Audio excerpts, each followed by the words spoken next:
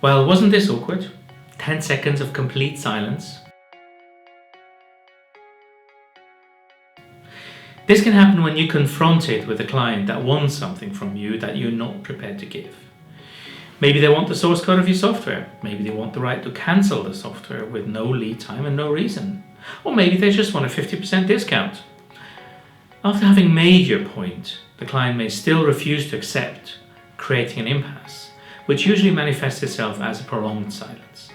Most people have the urge to fill that silence, particularly salespeople like you and me.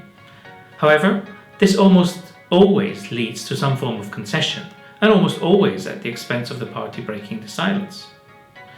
So my advice to you is to shut up. Don't fill the void. Resist the urge to speak and give in. Will it feel awkward? Absolutely. And you will eventually reach a better result. But what if no party gives in? Both you and the client insist that their position is the maximum concession? Then be prepared to walk away.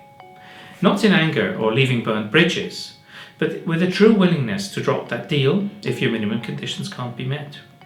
In my experience, after both sides cooling down for a few days, negotiations restart, with a mutual acceptance of each other's limits. And if they don't, you are right to walk away. You were never going to win this deal under acceptable conditions anyway. However, there is another, much harder occurrence of silence, which we call the death valley. Your client has accepted the negotiated contracts and the price. Now it's just a question of getting the ink on the paper. There is nothing you can do to speed this up.